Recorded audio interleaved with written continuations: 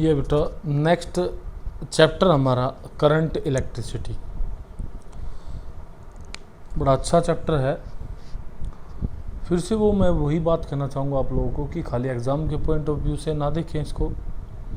Naturally भी अगर हम बात करें, आज मैं एक तरीके से बेसिक ही बताऊँगा इसका पहले लेक्चर में कि करंट जो इलेक्ट्रिसिटी होता है हमारा, ये हमारे लिए किस तरीके से हेल्पफुल है।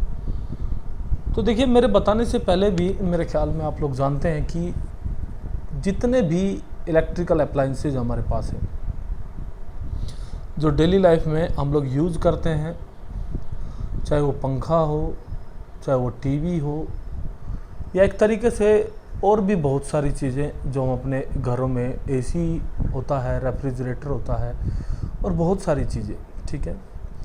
आप सोच भी नहीं सकते कि बिना इलेक्ट्रिसिटी के क्या होगा, ठीक है।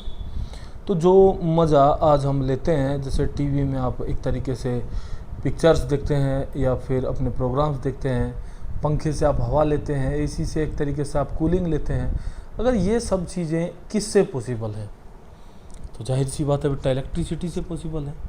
यानी कि अगर इलेक्ट्रिसिटी ना हो तो आप सोच के देखिए कि क्या होगा, ठीक है। जो खाना हम सुबह बनाते हैं वो शाम तक एक तरीके से आपका रखा रहता है, अच्छे से कोई प्रॉब्लम नहीं होती है। यानी कि और ये सारी बहुत सारी चीज़ें आप लोग डेली लाइफ में देखते हैं कि ये किससे पॉसिबल है बेटा, ये इलेक्ट्रिसिटी से ही पॉसिबल हो पाती है। क्लियर बात। तो यानी कि इलेक्ट्रिसिटी, जो करंट इलेक्ट्रिसिटी हम कह रहे हैं, एक तरीके से अगर वो देखा जाए तो नॉर्मली ये भी एक फिजिक्स का बेटा ब्रांच होता है, ठीक है, जिसमें हम करंट के फ्लो के बारे में पढ़ते हैं, कह रहा हूँ चार्ज के फ्लो के बारे में पढ़ते हैं। क्लियर है बेटा बात। यानी कि अब जो चार्ज है आपका वो फ्लो करेगा, ये बात आप लोग बचपन से पढ़ते आ रहे हैं, ठीक है। 5th 6th में ही मेरे ख्याल में ये सब आ जाता है कि भाई चार्ज अगर फ्लो कर जाएगा, ठीक है, किसी भी कंडक्टर के अंदर, तो वो हमें क्या दे देगा, एकदम वो हमें करंट प्रोवाइड करा देगा। क्लियर है बात। तो इसी के बेस पर जो करंट की टाइप होती है, हमें पता है कि हमारे पास 2 टाइप का करंट होता है। क्लियर बेटा बात, ये भी मैं आपको बता देता हूँ यहीं पे।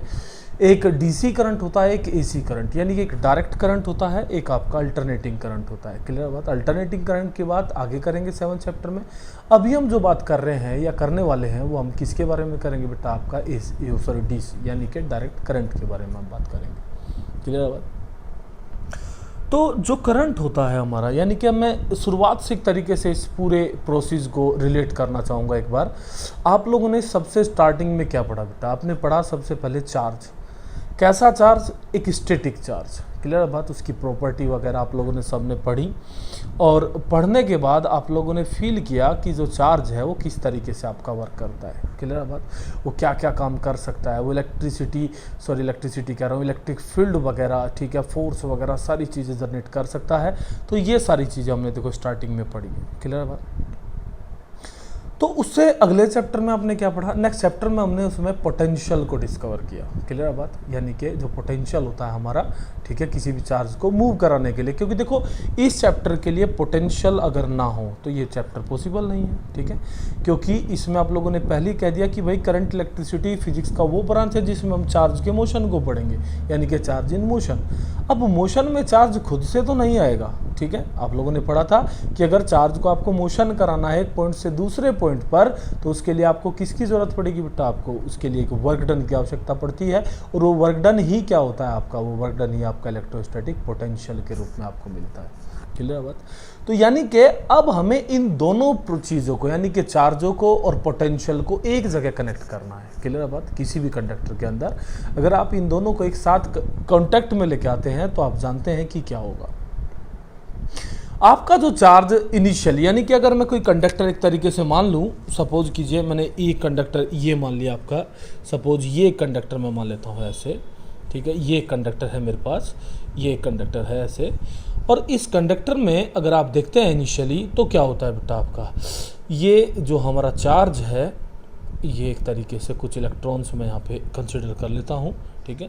ये कोई भी एक तरीके से सब्सटेंस है एज ए कंडक्टर, और उसमें आप जानते हैं कि क्या होता है न्यूक्लियस, और न्यूक्लियस में क्या होते हैं बेटा, आपके इलेक्ट्रॉन्स। क्लियर बात। तो ये इलेक्ट्रॉन्स जो हैं आपके, आप जानते हैं कि ये क्या करते हैं बेटा, ये एक तरीके से एक रैंडम मोशन करते हैं नॉर्मली।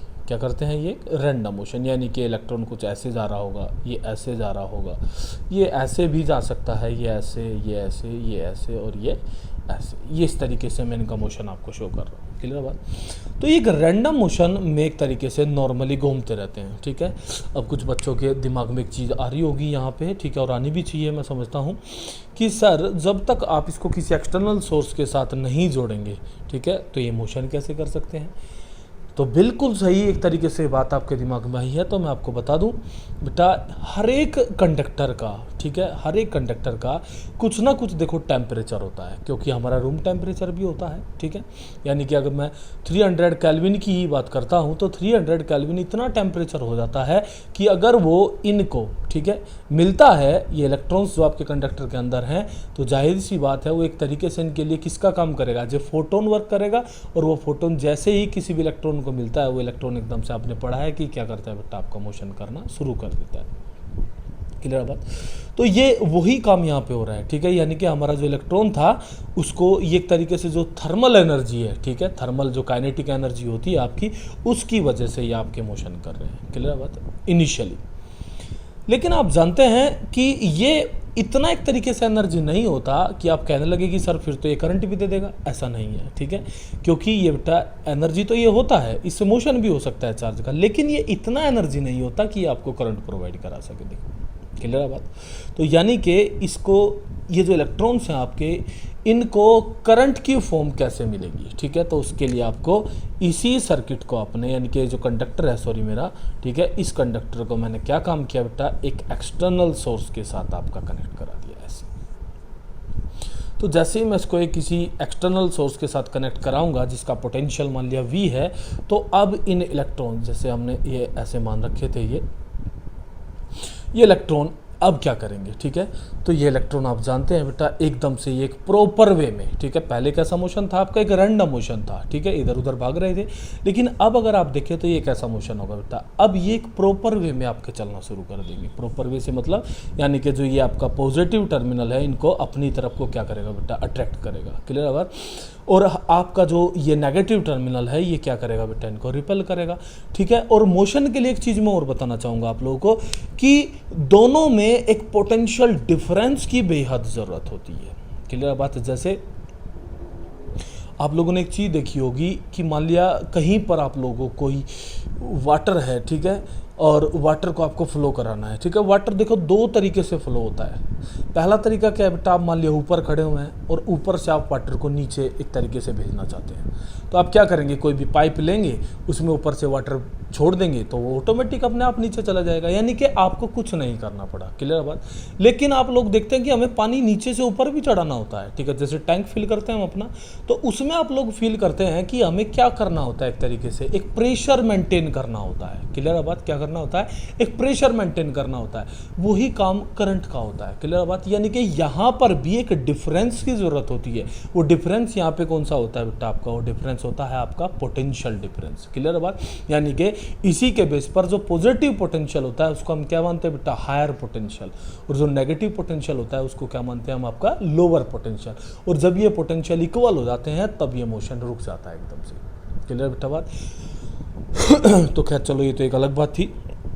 तो यहाँ पे अब क्या होगा, तो आप जानते हैं बेटा कि एकदम से इलेक्ट्रॉन आपके एक वे में, एक प्रॉपर वे में इस तरीके से, क्लियर बेटा बात, ये मोशन करना शुरू कर देंगे ऐसे।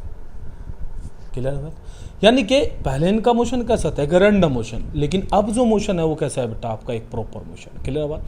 तो जब ये आपका एक प्रॉपर वे में मोशन करेंगे तो आप देख सकते हैं कि ये ऐसे आएगा और इस तरीके से। आप देखें कि सर ये तो फिर थोड़ी देर के बाद सारे के सारे इलेक्ट्रॉन आपके ख़त्म हो जाएंगे, ऐसा नहीं होता, ठीक है। क्योंकि नेगेटिव टर्मिनल कंटिन्यूसली, ये जो इलेक्ट्रॉन में कमी होती है हमारी, इस चीज़ को क्या करता रहता है बेटा, आपका पूरी करता रहता है। बात समझे, इस इलेक्ट्रॉन की कमी को क्या करता रहता है आपका, ये पूरी करता रहता है, ठीक है। यानी कि कमी होने नहीं देता। जितना एक तरीके से यहाँ पे जाएंगे उतना ही ये यहाँ भी, क्योंकि वही बात है जब इलेक्ट्रॉन की एफिशिएंसी बनती है तो ऑटोमेटिक इलेक्ट्रॉन नेगेटिव से जाके वहाँ पे सेट हो जाता है। क्लियर है बात। तो इस तरीके से ये आपका चार्ज क्या करना शुरू कर देगा बेटा, इस सर्किट में आपका फ्लो करना शुरू कर देगा। क्लियर है बात। और इन इलेक्ट्रॉन को क्या बोलते हैं हम, फ्री इलेक्ट्रॉन। क्या बोलते हैं इनको, फ्री इलेक्ट्रॉन। ये चीज़ भी आप लोगों को क्लियर होगी कि जो इलेक्ट्रॉन आपको दिख रहे हैं जो रैंडम मोशन कर रहे हैं, ये इलेक्ट्रॉन कौन से हैं बेटा आपके, ये फ्री इलेक्ट्रॉन होते हैं। क्लियर है बेटा बात। तो ये जो फ्री इलेक्ट्रॉन आपके घूम रहे हैं, लेकिन बाद में इनका मोशन कैसा हो गया, आपका एक प्रॉपर वे में मोशन हो गया। तो जब ये ऐसे मोशन करेगा इस कंडक्टर के अंदर, तो सीधी सी बात है वो हमें क्या देगा बेटा, एक करंट प्रोवाइड करेगा। क्लियर बेटा बात। और इसी करंट को हम क्या बोलते हैं, आपका एक इलेक्ट्रिक करंट बोलते हैं। ठीक है। तो इलेक्ट्रिक करंट इसी के बेस पर हमारा क्या होता है, Q/T।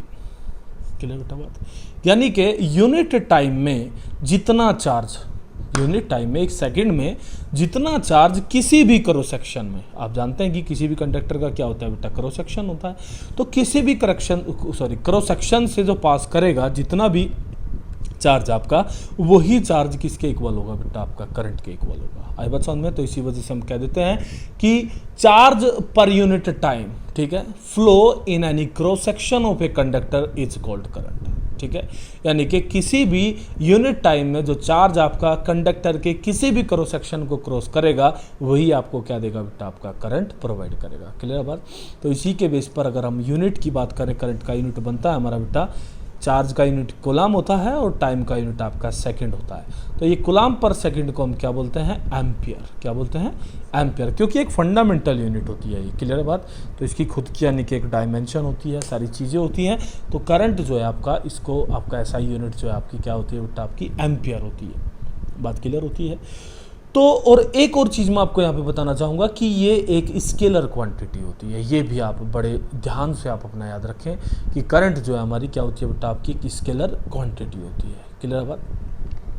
तो यहाँ तक आप देखेंगे कि इसी फॉर्मूले के ऊपर थोड़ा ये बेसिक था आपका। ठीक है। और बात हम कल के वीडियो में करेंगे आगे अच्छे से।